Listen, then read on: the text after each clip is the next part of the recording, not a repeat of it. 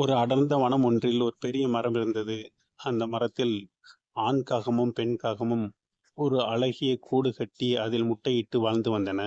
திடீரென்று ஒரு நாள் எங்கிருந்தோ ஒரு நாகம் வந்து மரத்தின் மேல் ஏறி காகங்களின் முட்டைகளை விழுங்கிச் சென்றது. இவ்வாறு தினமும் நாகமானது மரத்தின் மேல் ஏறி காகங்களின் முட்டைகளை விழுங்கி சென்று கொண்டே இருந்தது. இதனால் காகங்கள் மிக வருத்தம் அடைந்தது.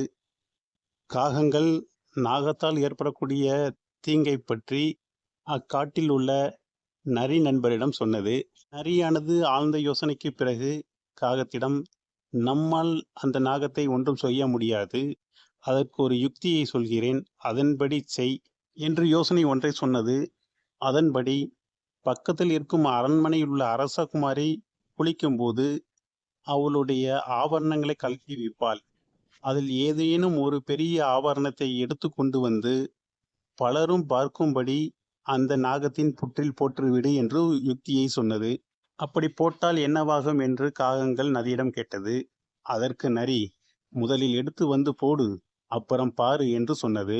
அதன்படி காகமும் அரண்மனைக்கு சென்று ராஜகுமாரி குளித்துக் கொண்டிருக்கும் போது அவளுடைய நகை ஒன்றை எடுத்து கொண்டு வந்து பாம்பு புற்றில் போட்டது. ராஜகுமாரி காவலாளிகளை அழைத்து காகம் ஒன்று தன்னுடைய நகையை எடுத்துச் செல்வதை பற்றி சொன்னாள். காவலர்களும் காகத்தை விரட்டி சென்றார்கள். காகத்தை விரட்டி வந்த காவலாளிகள் காகமானது அந்த நகையை பாம்பின் புற்றுக்குள் போடுவதை பார்த்தார்கள். பாம்பின் புற்றுக்குள் உள்ள நகையை எடுக்கும்போது நாகத்தை பார்த்த காவலர்கள் அந்த நாகத்தை தங்களுடைய ஆயுதங்களால் அடித்து கொன்று விட்டார்கள். நரியின் சாதுரியமான யோசனையால் பாம்பு கொல்லப்பட்டது. காகங்கள் மகிழ்ச்சி அடைந்தன. மீண்டும் முட்டையிட்டு குஞ்சுகள் பொரித்தது.